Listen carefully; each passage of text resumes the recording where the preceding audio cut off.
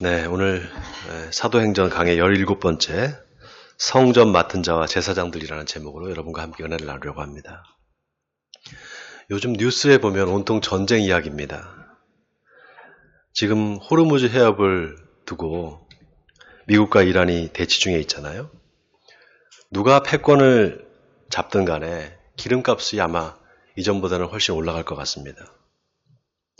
그래서 저는 이 전쟁이 자칫 종교 전쟁으로 가지 않을까 우려가 됩니다. 왜냐하면은 이란이 이슬람 국가잖아요. 미국은 기독교 국가입니다. 그런데 이번에 이란이 미국의 공격을 받으니까 어디에 미사일을 쏘는가 봤더니 사우디, 오만, 아랍에미레이트 이런 나라들한테 미사일을 쏴요. 다 이슬람 국가들이잖아요. 물론 그 나라에 있는 미군 기지에 쏘는 거죠. 근데 저는 이게 다분히 의도적이라고 생각합니다.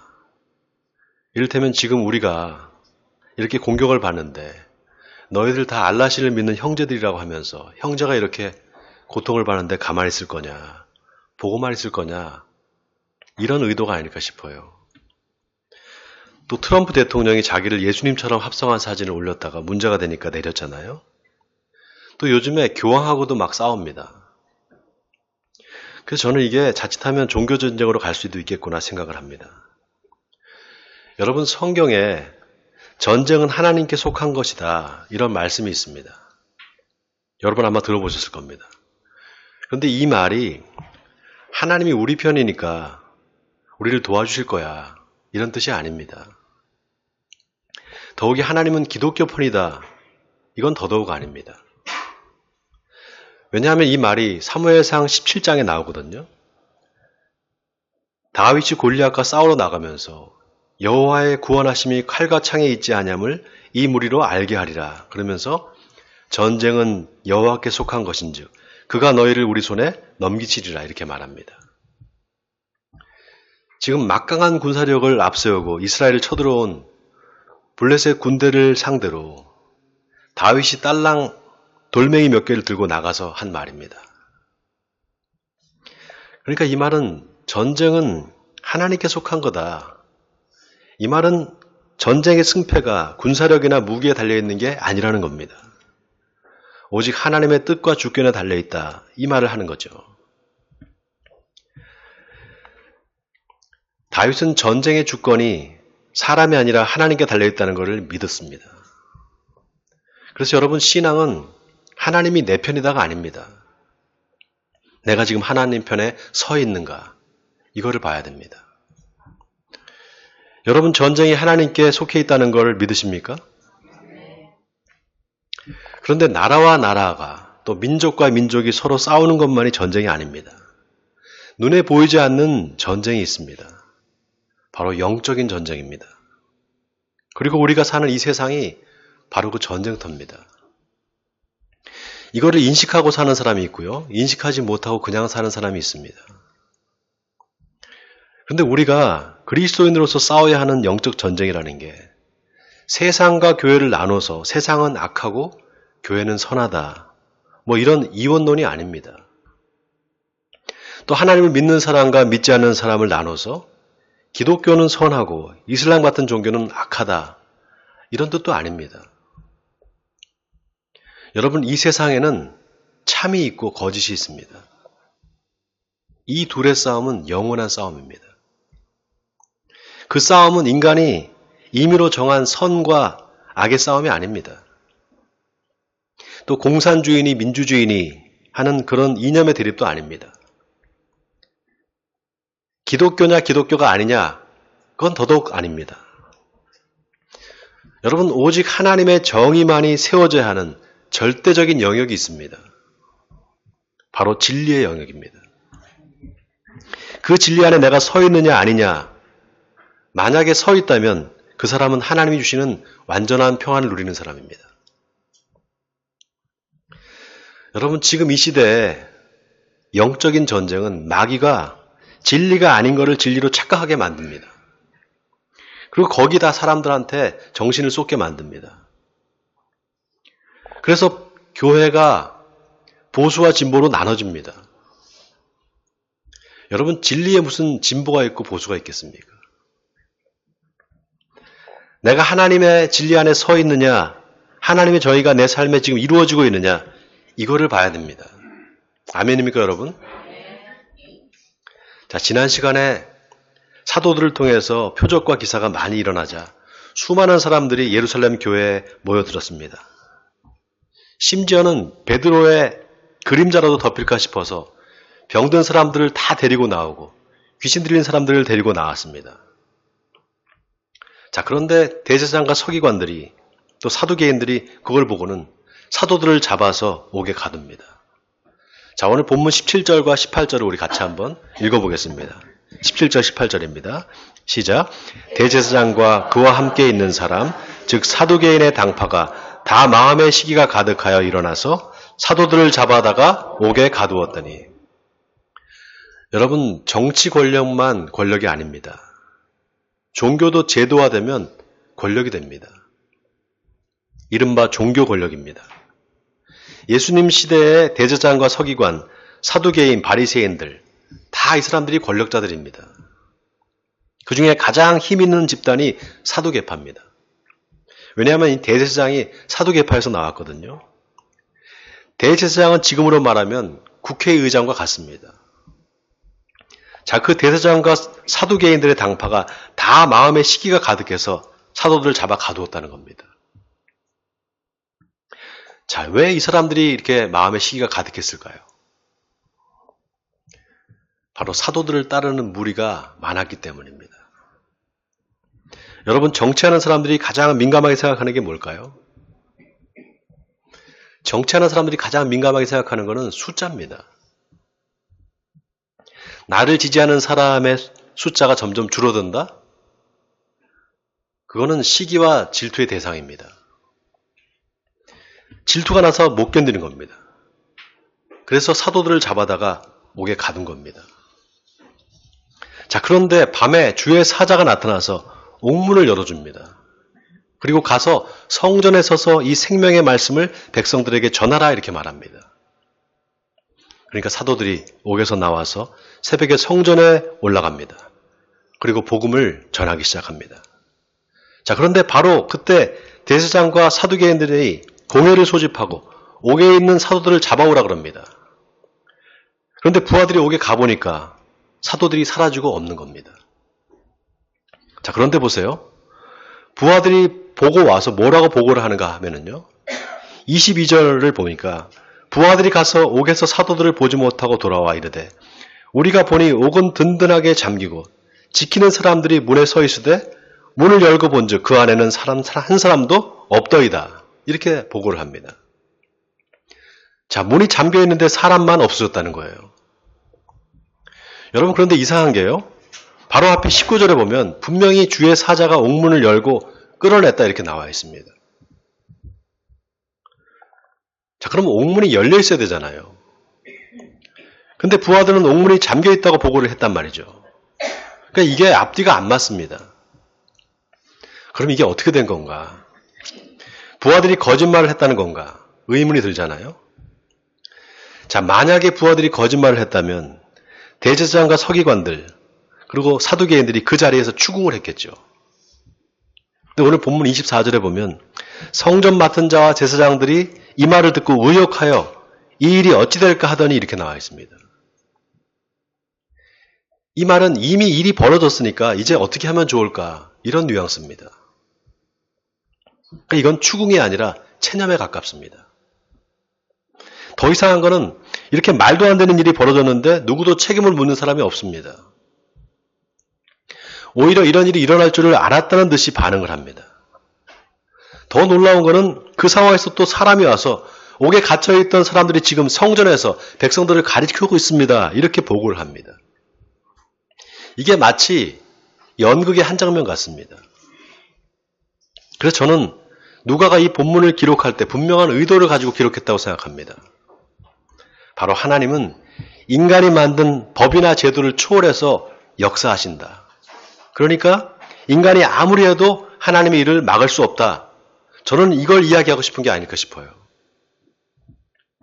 그도 그럴 것이 옥문이 잠겨 있는데 어떻게 나올 수 있습니까? 그럼에도 불구하고 지금 성전에서 가르치고 있는 저 사람들은 누구냐는 겁니다. 저 사람들을 보라는 거예요. 바로 하나님이 하시는 일은 아무도 막을 수 없다. 이 말을 하고 싶은 거죠. 자, 그런데도 불구하고 성전 맡은 자와 부하들이 가서 사도들을 또 잡아옵니다. 그리고 다시 공회에 세웁니다. 자, 다 같이 오늘 본문 27절과 28절을 우리 같이 한번 또 읽어보겠습니다. 27절과 28절입니다. 시작.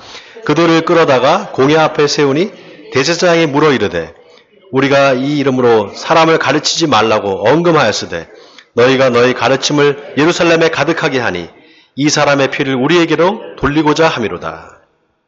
자, 여기서 대제사장과 사두개인들이 뭘 두려워하는지가 드러납니다.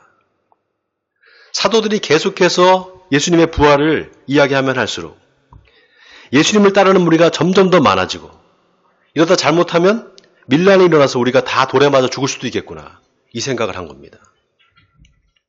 그 증거가 26절에 보면 성전 맡은 자가 부하들과 같이 가서 그들을 잡아왔으나 강제로 못하면 백성들이 돌로 칠까 두려워함이더라 이렇게 나와 있습니다. 여러분, 대제사장과 성전 맡은 자 이들이 누굽니까? 종교 권력을 대표하는 사람들이거든요. 그런데 이들이 하나님을 두려워하는 게 아니라 사람을 두려워했다는 겁니다.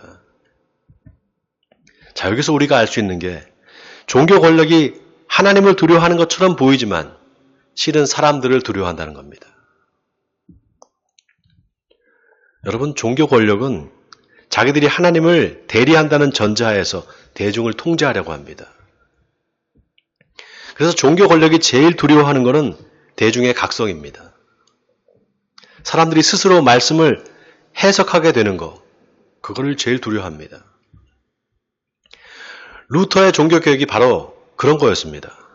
이전에는 신부들만, 사제들만 성경을 해석할 수 있었는데 이제는 누구든지 다 스스로 말씀을 해석하니까 그 종교 권력이 무너져 버리는 겁니다. 그래서 오늘 본문에 베드로와 사도들이 사람보다 하나님께 순종하는 것이 마땅하니라 이 말이 아주 기가 막힌 말입니다. 아주 의미심장한 말이에요. 이 말은 누가 진짜 하나님을 두려워하는 사람이냐는 거예요. 누가 하나님의 편에 서 있느냐 이겁니다.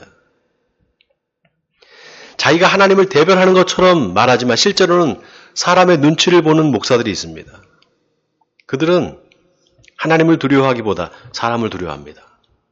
그리고 대부분 그런 목사들이 권력을 쫓습니다. 교회가 힘을 가져야 된다고 생각합니다. 그래서 그들의 관심은 어떻게 하면 교회를 크게 키울까예요. 그리고 교인 수로 다른 목사를 평가합니다.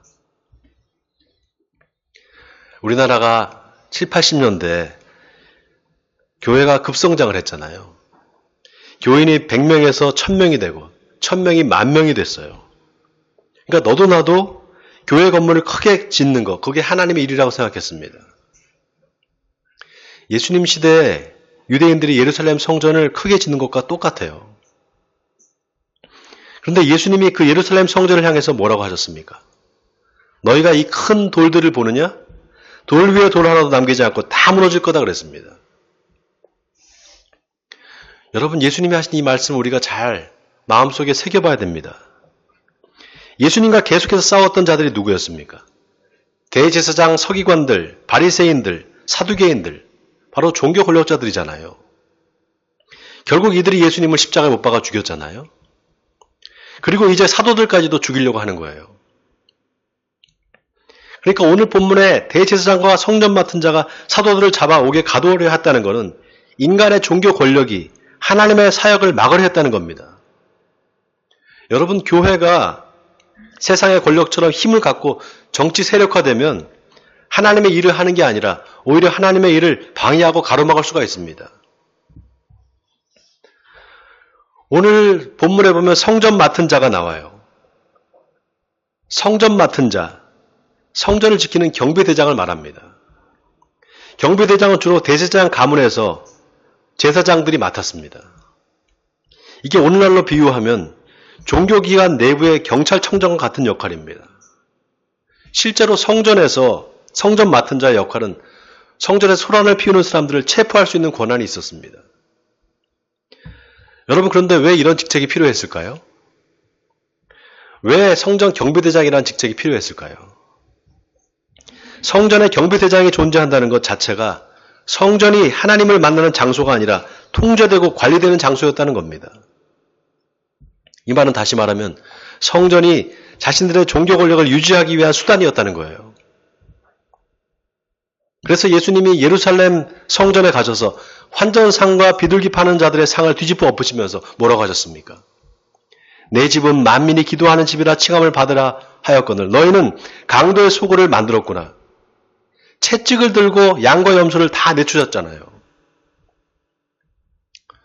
제가 30대 집사로 다니던 교회가 있었어요. 그 교회 목사님이 아들이 둘이 있었는데요. 둘 다 영국에 유학을 보냈습니다. 그리고 재직회를 하면서 장로님이 나와서 재정보고를 하시는데 선교 헌금을 다 그 목사님 아들한테 보냈다는 거예요.